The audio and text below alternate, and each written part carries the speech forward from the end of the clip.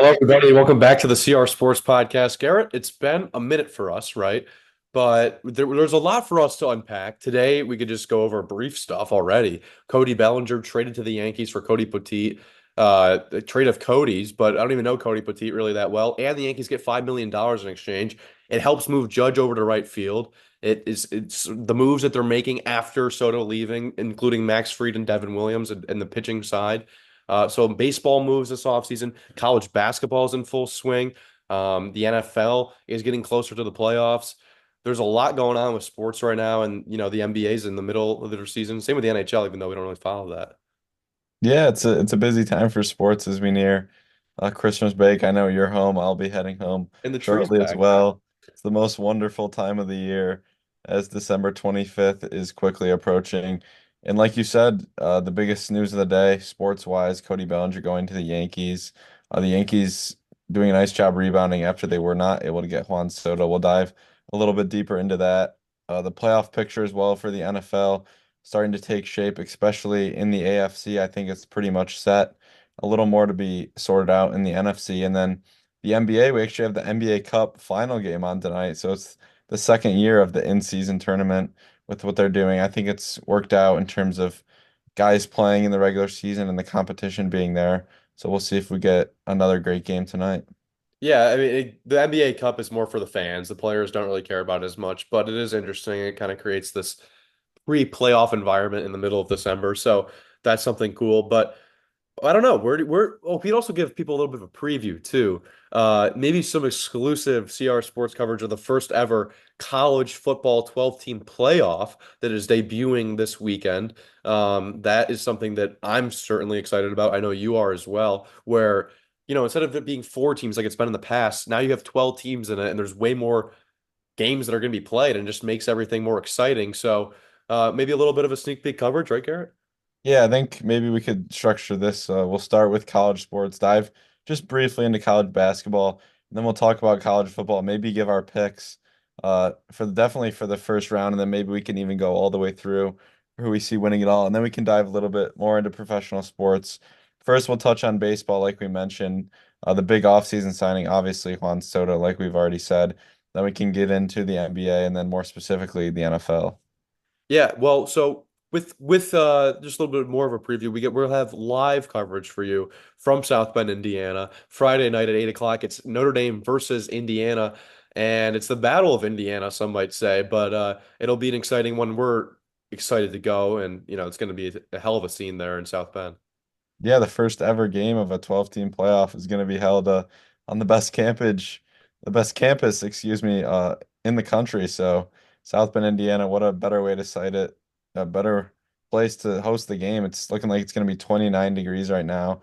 Possibility of snow, but I think it might hold off. So we'll see. But in-state rivalry, regardless, it's going to be a packed house. The best campus is not in Connecticut for you. You're sticking to South Bend, I am sticking to South Bend. We have a Camel wonderful campus here. Okay. Well, we'll start off with college basketball, like you said. And I don't know. I'll just ask you this right off the bat. What has stuck out to you? I know it's a little bit different this year now being in college and also playing in Division III college basketball, but like, you're more focused on your own team and stuff. But from afar, Garrett, what have you seen? Yeah, I definitely haven't been able to follow it as closely as I'm used to, but the biggest thing to me across the Division One level has been the SEC dominance. Yeah, that's We've true. seen the SEC is it's a football conference. Everyone loves to say that. They usually, when it was the 14 playoff, they were usually getting two teams in. Now that it's expanding to 12, they're getting even more than that. But there's, I believe, seven left Division One undefeateds left, and the SEC has three of those with Oklahoma, Florida playing North Carolina right now. We can talk about North Carolina in a little bit. They've been disappointing to start. So it's those two, and then Tennessee ranked number one overall. They had that really nice win at the buzzer, true road game against Illinois on Saturday. I know you were watching some of that. I was able to catch some of that. So this is a very deep conference. The SEC probably going to get double-digit teams in the tournament. We could even see 11 or 12. And That's they're insane. sort of starting to ascend into not only a football conference, the best football conference in the country, but possibly the best basketball conference as well. Yeah, it's kind of ridiculous when you have Tennessee at number one, then Auburn at number two. I'm listing them off here. Those are both SEC schools, obviously. Auburn is freakishly athletic. This Auburn team, I know they lost to Duke, but I think they are one of the best teams. I mean, obviously they are the number two in the country right now, but they're one of the best teams posed to make a run, I think, in the NCAA tournament because their athleticism is almost unmatched. You can go look throughout the country. There aren't many schools like Auburn where it's just freak athlete after freak athlete after freak athlete. They can jump out of the gym. This team is athletic. They can run up and down with you all day. They can play really good defense as well. I think Auburn is an excellent team that you have at number two right now. And then Tennessee's obviously the undefeated team who's at number one. But then another undefeated team in Florida, like you mentioned, Garrett, they're in the top 10. That's another SEC school. You got Kentucky at number four. Kentucky basketball feels like it's back under Pope. He's been an excellent hire, I think, in year one. He's been terrific. And you're right. I think SEC basketball has eclipsed whatever the top conference in basketball used to be. Maybe you could say it used to be the ACC. It's not anymore. The ACC has kind of fallen off, but outside of Duke in dramatic ways. And I mean, Clemson's probably your second best team that you got in the conference this year, and they're number 25. So the ACC only has two teams in the top 25 versus the SEC, which I can't, I haven't even, it's going to take me a minute to list them off if I had to. And then I think the Big East is probably the other conference that you look at. I know UConn stumbled with those three straight losses, but they have bounced back in a big way and they are 8-3 and back at 11 in the country. So that's good. And then you got Marquette, obviously, who under Shaka Smart has been a powerhouse of a program, consistent top 15 rankings that they've been listed at, and they're at number 9 right now. So that's another thing. And then the Big Ten kind of hangs around there, and then Gonzaga's there. So it's like it's a mixture of a lot, but the SEC has really been phenomenal. Yeah, the SEC with five top 10 teams currently, eight in the top 17. They've been completely dominant. You talked a little bit about the ACC. The ACC really struggling right now with just two ranked teams. How did the ACC do in the matchup they did? What was it, the SEC ACC Challenge? Think Was it it was that? like, yeah, it was like 14-3 or something in favor of the SEC. I know the first day the SEC won 9-1, I think, with the upset of Clemson over Kentucky is the only ACC win that day. But besides Clemson and Duke, there's no other ranked teams in the ACC right now. It's a bad conference. As you know, the teams we're used to see being good in the past, like Syracuse, North Carolina, Miami, even Virginia Tech, Louisville, they sort of, I don't know if you want to call it a rebuild, but it feels like they're still trying to rebuild after finding new coaches in the cases of Syracuse and now Louisville. But the ACC is starting to fall off, and the SEC is sort of there, taking right where it left off, and they're sort of like switching spots in terms of where they are in the hierarchy. How And about it Miami too? yeah, the Big 12 had been, sort of the best basketball conference over the past few years. They had back-to-back national champions with Baylor first and then Kansas. And they still have, some really good teams this year. Houston, Kansas, Iowa State's ranked third right now. Cincinnati's also ranked. This is going to be a really good deep conference as well, but we've been calling them the best conference the last 4 or 5 years, and I think it's safe to say the SEC has passed them. Yeah, I agree with you. And then just to touch on the ACC a little bit, I think you hit it right in the head, Garrett, with there's a lot of new coaches that aren't really working out that well. In the ACC, obviously I look at Syracuse because, that's who I'm a fan of. That's where I go. I think Adrian Autry in his second year has been kind of a disaster. It doesn't look so hot. Then you look at Notre Dame too. I mean, they're 6-5, but that's not good in college basketball early on in the season. That's a bad record. There's a lot of bad records in the ACC. Besides the top one, two, three, four, five, let's go six schools that are only have three or less losses. Everyone else has four or more losses, and that starts with NC State, North Carolina, Notre Dame, Florida State, Boston College, Virginia under without Tony Bennett now. They're not what they used to be. They're 6-4. Syracuse is 5-5. Under Jim Larinaga, you got Miami that's 4-7. Leonard Hamilton's still at Florida State. They're 8-3, so that's another one of those schools that you could mention that has a good coach and they have 8 wins. But the ACC used to be such a powerhouse. Louisville used to be such a powerhouse. Ever since losing Patino, it feels like they haven't reached what they used to be. They're not that good of a team. I know they competed the other night, and who were they playing against? Was it against Kentucky. Kentucky? Yeah, so that was a close one, I guess, for Louisville, but still, it was like they're never going to win the game. And I feel like you could point that out with a lot of teams in the ACC, and maybe it's a lot of them losing coaches too.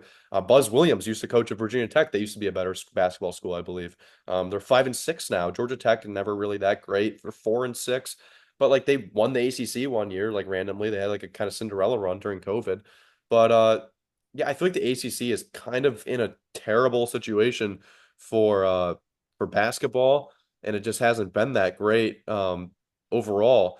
It's kind of turning more into a football conference in a way, I feel like, which is really weird. Yeah, it's sad as you're a Syracuse fan, I'm a Notre Dame fan. They're both in the ACC for basketball. It felt like the pinnacle of college hoops over, going back 5 or 10 years. It really felt like, Duke and North Carolina were constantly that rivalry. It still is amazing, but there was just so many other teams as well that made the conference so deep.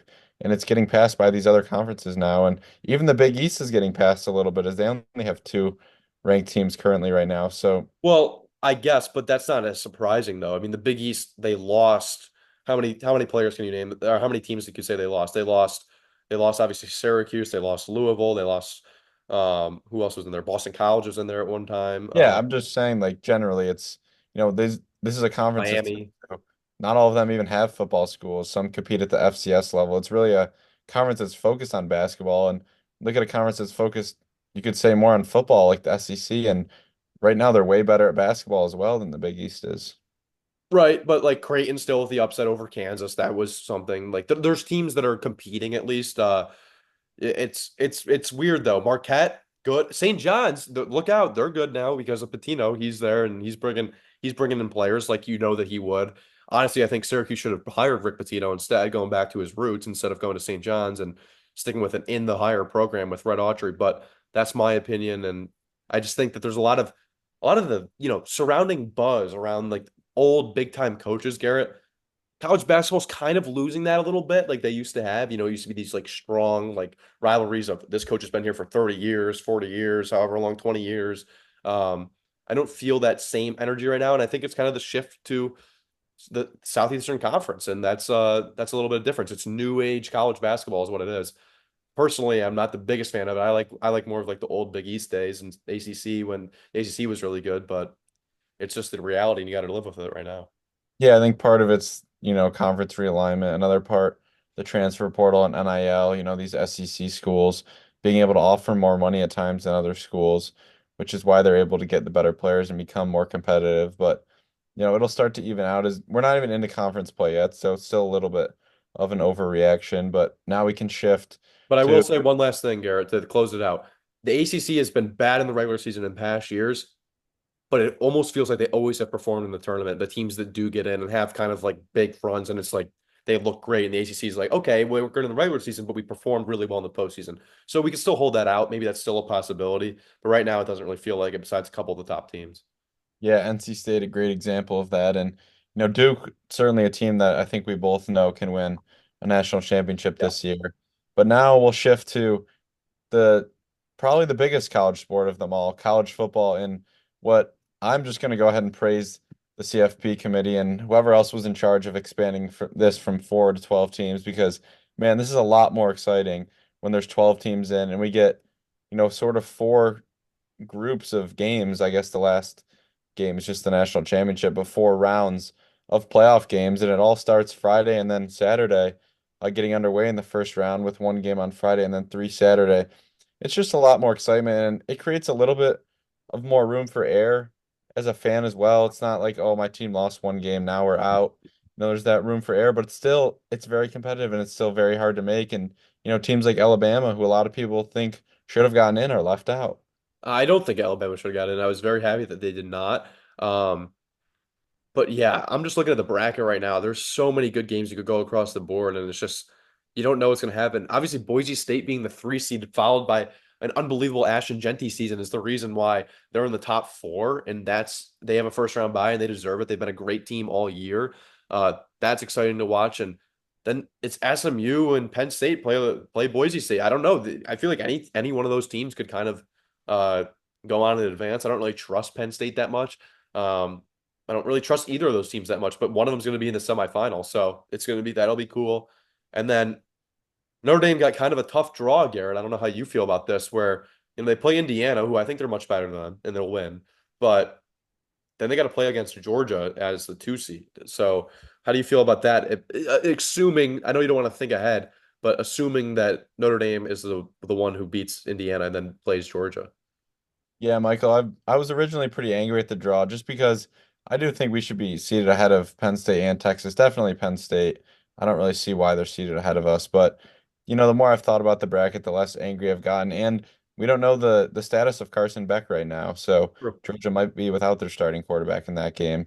But I'm going to start at the top of the bracket and sort of work my way down, and you can interrupt whenever, or if you want to just go, I can go over my first round picks and who I think is going to win, and then you can chime in with yours. Go ahead. Start at the top of the bracket, the battle of the orange teams with Clemson and Texas.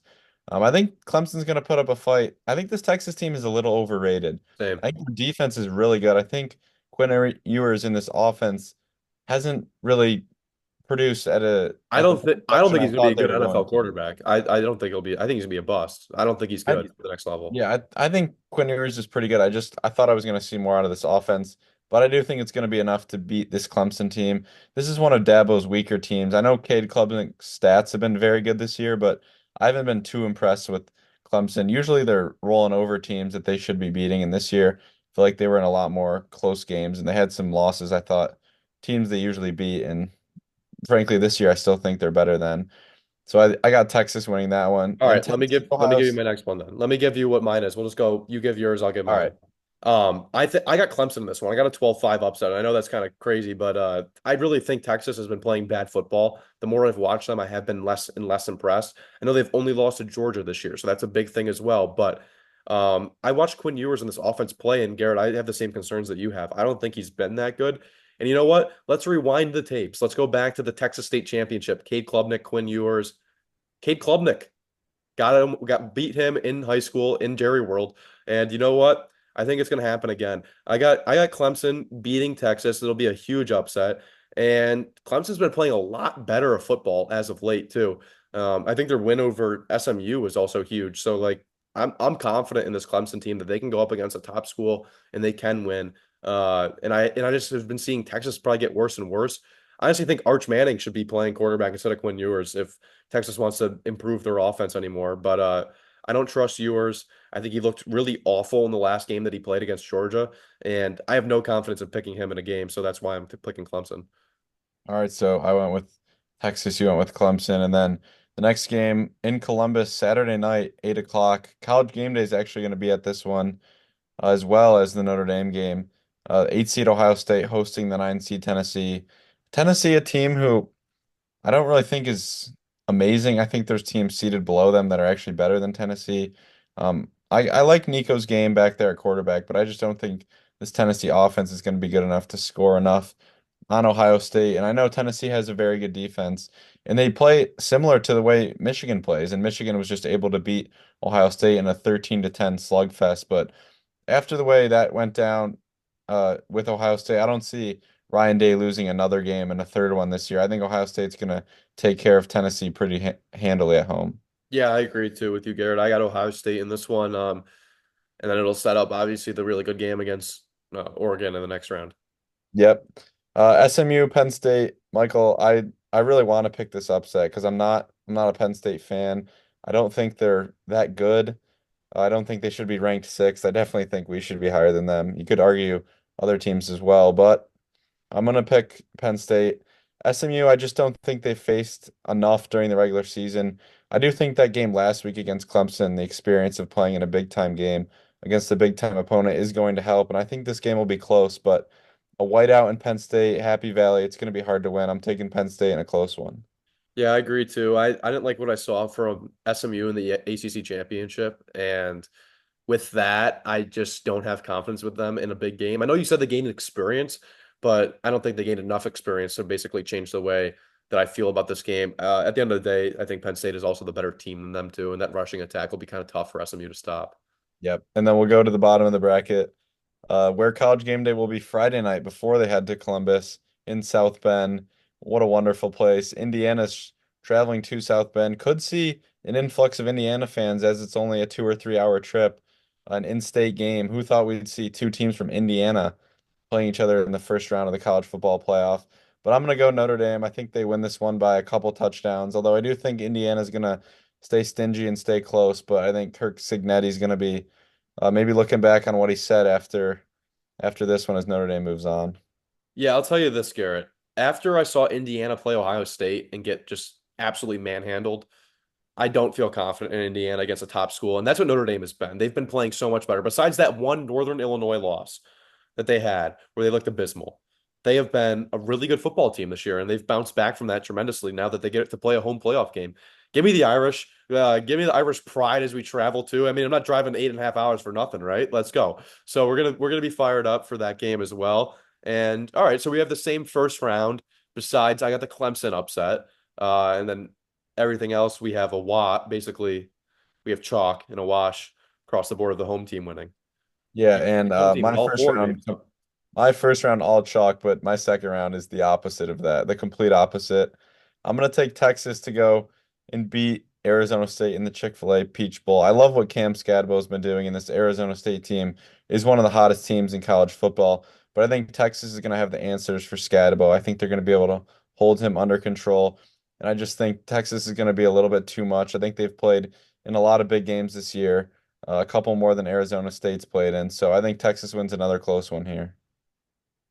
This is a tough one because I got Clemson winning.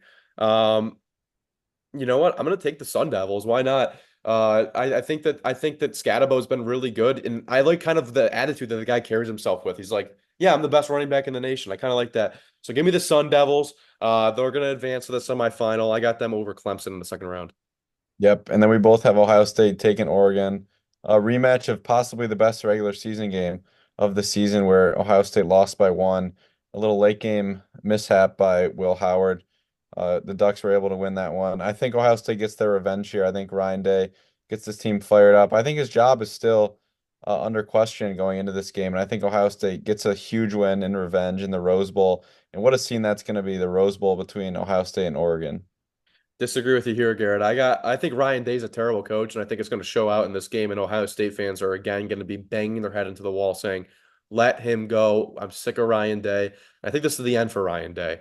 I think Dylan Gabriel's been excellent this season. This is a really good Oregon team. Obviously, they are number one. I'd be surprised if they lost. Honestly, I think that they've played themselves into this situation where they need to at least get to the semifinal, and I think even more than that is what we're going to continue to pick. But I got Oregon over Ohio State. All right, we have both have Penn State taking on Boise State. Again, I really want to pick Boise State as I Yeah. wanted to pick SMU, but I think I'm going to have to go with Penn State. I don't know if I trust Madsen back there enough at quarterback. Obviously, Ginte is going to get his yards, and he's probably going to get in the end zone at least once or twice, but I think Penn State just a little more physical, a little too much for Boise State. You know what, Garrett? I remember a day in what was it, 2014, 2015 playoffs of college football when Ohio State had Ezekiel Elliott. And you know what Ashton Genty reminds me of? Prime Ezekiel Elliott. Really does. I think he's going to have a huge day. He's going to rush for over 200 yards against whoever he's playing. I got Penn State in this one, and I got Penn State against Boise State, excuse me, but I got Boise State winning. Because you know what? There's a little bit of magic too with this Boise State team. I love the way I'm forgetting their coach's name right now, but I love the way that he approaches their meetings and the way that he approaches that team. And I just think there's a little bit of magic around this Boise State team, and they're going to kind of be that TCU team that we had with Max Duggan from a couple of years ago. So I got Boise State advancing to the semifinal. All right, my upsets galore is going to continue as Notre Dame, freshly off extending Marcus Freeman to a new 5-year extension. They're going to take down Georgia, regardless of whether Carson Beck plays or not. We don't know for certain yet, but I think the All-State Sugar Bowl is going to go in the favor of the Irish. They've been able to win big games under Marcus Freeman, unlike they were able to do under Brian Kelly. I think that's going to continue, and they're going to make a statement win. Well, Notre Dame needs to make a statement win. It's been too many years where fans have been left saying, well, what are we doing? We're not winning national championships, right, Garrett? I know you got the believe sign right above you right there, and you want to believe. And you know what? I'm believing with you. This is my upset that I have in the second round. I got Notre Dame beating Georgia. I didn't like what I saw from Georgia when they almost blew it in like the 6 overtimes that they played against Georgia Tech. Carson Beck being hurt is another huge issue, and I also don't really trust Carson Beck that much for the Dogs offense. I got the Irish moving on to the semifinal to face off against a Boise State team that will make it really interesting. Yeah, and Georgia, you mentioned they struggled with Georgia Tech. Haynes King, Georgia Tech's quarterback, really mobile, was able to run a lot on that Georgia defense. And Riley Leonard's going to look to do the same as he's definitely better with his feet than he is with his arm. We'll move now to the semifinals, which is usually where the bracket had started the last couple of years. But here, this is going to be the third round. I have Texas taking on Ohio State. I think you have Oregon versus Arizona State, so Yeah. completely different in this side of the bracket. I think Ohio State continues their hot run over Texas in this scenario. I think Will Howard's experience is going to come into play here. I think, he sort of is going to put that Michigan game past him. I don't think we're going to see that type of Will Howard. I think we're going to see the Will Howard that played at Oregon earlier in the year where he was leading this team down the field left and right. So I think Ohio State does just enough to edge Texas out in this one. So I got Oregon and Arizona State. It's completely different than yours, obviously, like you just said. I got Oregon in it. I got Oregon going to the final. They've been the best team all year, in my opinion, and I think that's not going to change. And they're better than Arizona State on paper and on the field. So I got Oregon in the final. And then you have Boise State, Notre Dame. I have Penn State, Notre Dame. I think you know where I'm headed with this one. I'll take the Fighting Irish all day long against Penn State in the Capital One Orange Bowl. I do think it'll be close. I think they play similar styles. They like to run the ball, pretty physical, but I think Notre Dame's the better running team and the more physical team. So I'll take Riley Leonard and the boys to march on to the national championship. You know what? I'm going to take Notre Dame to move on too against Boise State here. It's going to be a battle of the greens in the national championship between Oregon and the Fighting Irish. Yeah, I just think Notre Dame. I think the Boise State run is going to have to come to an end also. And I think this is finally the year that Marcus Freeman says, okay, I'm getting to the national championship. I think that's finally the year it's going to happen, except maybe it's not going to work out the way that he exactly wants. Yep. So in my national championship, Ohio State, Notre Dame, I think it's going to be an amazing matchup. It's going to be back and forth the whole time. I think Riley Leonard makes one or two plays with his legs at the Oh, end, and God. Notre Dame is your national champions in 2024. Michael, I was filling my bracket out the other day, and I was So like, when I do this with the Cowboys, I'm it's a homer. hard. I was thinking I was thinking of picking someone to beat Notre Dame, and I got to the point where I'm like, Oregon's already lost. Notre Dame had already beaten Georgia. If Notre Dame gets this far, I think they might mess around and win it all. Well, that's a possibility, but not in my reality. I got Oregon beating Notre Dame in the final. I think Oregon's been the best team all year, like I just said, and I think Dylan Gabriel is a great quarterback. I love the way that Oregon plays. It showed me something, and also when they beat Ohio State, I know it was by one, but like that's a huge win. They're ready to make big wins. I think that it'll be nice for the Fighting Irish to get back in the national championship, but at the same time, I think it's the Ducks that are going to take it away. All right, so there are our CFP picks all the way through, including our national champions. I have Notre Dame. Michael has Oregon. We can revisit those with the conclusion of the tournament, which will Hopefully, they're be, not as bad as our March Madness picks. Good yeah, Lord, so bad. those they're a little different. I know our March Madness brackets were very similar, but And we these didn't have talk about it before, too. these do have enough diversity. So we can move on now to the major sports. I guess we'll start with the MLB as it started off pretty quiet off season, but it's heated up in the last week or so. And I guess, the one question I'll ask here is I know, Michael, you were disappointed as a Yankee fan not getting Juan Soto, but you've done a really nice job bouncing back. First it was Max Fried, then Devin Williams, and now picking up Cody Bellinger. This is turning into a pretty productive offseason for the Yankees, despite not being able to land Soto. People talked about around baseball, insiders like Jeff Passan saying this could be a blessing in disguise for the Yankees not getting Juan Soto. And I really am starting to believe that notion because getting Max Fried brings in another huge lefty arm. So they have two really good lefties in their starting lineup or starting rotation with Rodon and Fried. Fried slots in at number two right behind Cole. Uh, Obviously, Garrett Cole's your Cy Young winner. He's your ace. He's the guy you pay the biggest money for. And, he's our number one. Then it goes to Max Fried. And I think that's a really, really good number two option. So he's a number one option in Atlanta. You have two aces on this team now. And you could argue that they have three aces on this team when Carlos Rodon is playing his best baseball. So whenever that happens, they have three aces on this team. For in the playoffs, if all three are healthy, you have a lethal starting pitching unit, and that makes it really hard for teams to beat you and match up against you. And then also you look at Luis Heel, a guy who won AL Rookie of the Year this past season, who was absolutely tremendous. So he's your fourth guy, and then Clark Schmidt slots into your fifth. I know Nestor's gone after the Devin Williams trade, but I think this Yankees starting lineup or starting pitching group, excuse me, is a lot better than people are going to give them credit for. And I think it's really dangerous to deal with them throughout the year if they can stay healthy. That's a big if. And then obviously getting Devin Williams in free agency via the trade. They traded Nestor Cortez and I'm forgetting who the other one they traded. It was a minor leaguer at second base, I believe, and they got Devin Williams, who has the best changeup in baseball, and he's one of the best closers in baseball too. believe he has 375 career strikeouts over 200 and like 20 innings in his career. He's a guy that can absolutely deal. He can strike people out when he needs to, and he's going to be the Yankees' true closer because it was a little bit closer by committee last year. I know Luke Weaver stepped up at the postseason and was really big and kind of a big surprise story too. But now it's Devin Williams' role, and he's a big time player.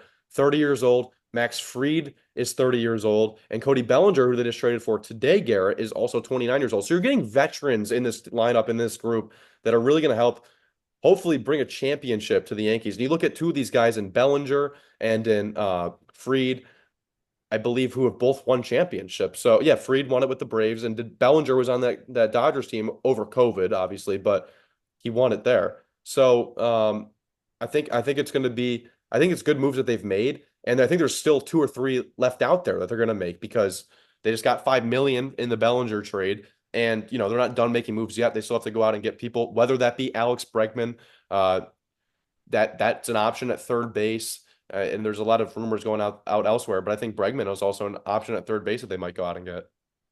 Yeah, and then some of the other big signings, I think you did a pretty nice job breaking it down as the Yankees fan. The Dodgers starting things off hot, getting Blake Snell. They have to be the World Series favorites at this point. They also brought in Michael Conforto, but just the Ridiculous. fact Where do they they get found the the money money, from? Where do they get the money from? to sign Blake Snell to a 5-year, 182 million. Just another example of the reason why we need a salary cap Yeah, in baseball for sure. The Mets signing Clay Holmes, it looks like they're going to use him as a starter, which is a little interesting there. The Orioles' biggest deal, Tyler O'Neill signing him to a 3-year deal as Anthony Santander is likely gone. Uh, Santander, I think he had his best year in the majors that he's going to have. Tyler O'Neill, it'll be interesting to see. I think he slots in nice as a power bat. I think we can use him very well. The Giants getting Willy Adames, 7 years, 182 million. He was really good the last few years in Milwaukee. So a nice pickup there from the Giants, who feels like the Giants are always rumored in these, big name guys, and they usually miss out on them, missing out on Soto, missing out on Judge a year or two ago. So they get their guy in Adames. I mentioned Conforto. Obviously, there was the Soto deal, 15 years, 765 million. He declined 760 million in 16 years to stay with the team he was on with the Yankees. So he'll be joining a Subway Series rival, the New York Mets. And then a couple other one we talked about, Max Fried, Eovaldi back to the Rangers. He was a name that was floated out for a bunch of contenders, including the Orioles, but we'll see if the Rangers can have a bounce back year. The Red Sox trading for Garrett Crochet, sort of one of the under the radar arms, just because of how sheerly bad the White Sox were last year. But he showed a lot of promise. And then how about the Cubs getting Kyle Tucker, that's finally big. flying him Yes. out of Yeah. Houston. Feels like maybe this Houston core might be starting to break up. Yeah, with Bregman possibly out, then you got well, this is obviously this is the part of the core, but another rumor that I was thinking of saying maybe Carlos Correa could be a New York Yankee. That's an option too, and maybe even Seager. So like that is it's a tough thing what the Houston Astros are going through right now, but it kind of brings a little bit of joy to my heart now that their reign is finally seeming to end. I don't they got a lot of young pieces there, I guess, but they're gonna Gonna say be they just extended Altuve and Jordan's there for a little bit, so yeah, but I don't think they're gonna be. I mean, they made what, seven straight American League Championship series. yeah, that was pretty ridiculous. I don't think that's going to happen anymore. So that's what I'm saying. I think the Yankees obviously losing Soto is huge, right? But the path is still there. I think the American League is so much worse than the National League that it makes it a lot easier. And also, Garrett, too, you got to realize the Yankees are still going to make more moves. And another one of them could be your guy, Anthony Santander, who, by the way, just followed the New York Yankees on Instagram. So if there's a little bit of reading between the lines here, that could be a good move for them as well, getting a big lefty bat with a short porch out and right. Yeah, there you go. So that'll do it for the MLB. We'll skip over the NBA for now, as we mentioned the NBA Cup. Sort of the most interesting part of the NBA season has been that it's been the Cavs and the Celtics dominating in the East with teams like the Knicks, the Magic, and the Bucks trying to crawl their way up there. And then the Thunder, the Grizzlies, the Rockets, and the Mavs, the top four seeds in the West. The West is just so loaded, so many competitive teams, really 1 through 12. Any of those teams could make their way into the playoffs. But we'll focus on the NFL with the time we have left here. As we're getting down to the point where it's just 3 weeks left in the regular season. And right now, I think the Bills might be the best team with what we saw last year. I think them and the Lions, maybe the two best teams. I know the Chiefs keep winning, but they continue to be unimpressive with their wins. And Mahomes had to leave the game in the fourth quarter with that ankle That's injury. big, the ankle injury. Yeah.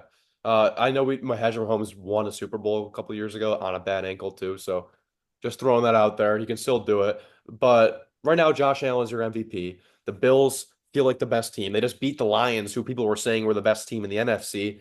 And then you look in Philadelphia, a team that I absolutely despise with all my heart. But they are looking better and better each week. The Philadelphia Eagles are, which is different than last year. I'll give them that. They fell off at the end of last season, and this year, under the guidance of Saquon Barkley, they've just been phenomenal. That's all it is. They have a great offensive line and they have a great running back. Their quarterback, he's okay, and he has great wide receivers. That's all it is. Jalen Hurts isn't anything special by any means. All you listeners of 94 WIAP, the whip in Philadelphia, might tell me otherwise, but guess what? The people in Philadelphia really know at the end of the day, it's their offensive line, it's their running backs. That's what the Eagles have, and that's their strong suit. And they can play good defense. And you know what? Credit to them. They got guys like Zach Baun, who's balling out, a veteran late in his career, finding a hope and a light and kind of like this new age energy that they haven't had before. As my dogs are going crazy upstairs about something right now, I'm sure you can hear it, Garrett. But I think that this Eagles team is really good as well. And it's going to come down to a lot of things in the NFC. We don't know exactly what's going to happen. But in the AFC, I think guess what? I think it sets up another beautiful contest with Buffalo and Kansas City. And the question is if the Bills can obviously break the curse of the past. Yeah, it's weird hearing you have so much praise for those Eagles. Not But look, praise, just the fall will happen. The in the fall is begin going to come. They're not in winning the Super Bowl, I'll tell you that. The fall is coming. Everyone just has to sit back and wait, and everyone will be happy at the end of the day. in the beginning of the season, it felt like you were like, oh, they're overrated. They're barely They've winning got. out I games. said And to their now credit, they've gotten better throughout this year. the Eagles are looking really good. They just took down the Steelers, who had been playing really good football. So we'll see what happens there. The Vikings still sitting in the NFC with two losses. I know a lot of people, including myself, don't think they're that legit, but right now they have a game in a couple weeks with the Lions. That last game in the regular season could be for the one seed in the NFC, and it could be for that division as the Vikings just keep winning games, sort of minding their own business. So I think it's sort of, with three teams in the NFC. You could throw the Buccaneers in there with the way they're playing. Baker Mayfield slinging the ball like he always likes to do.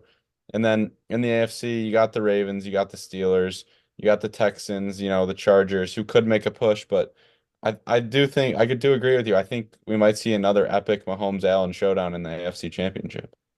I think that's exactly what's going to happen. And, we have less than a minute left to go now. This is what Zoom does to us. But we're going to try to close it out in the most professional way possible. Mahomes and Allen, I don't know when they're going to face off, but I'm assuming they're going to have to face off in the postseason. The Chiefs have gone to the AFC Championship game every single year that Patrick Mahomes has been the starting quarterback in Kansas City.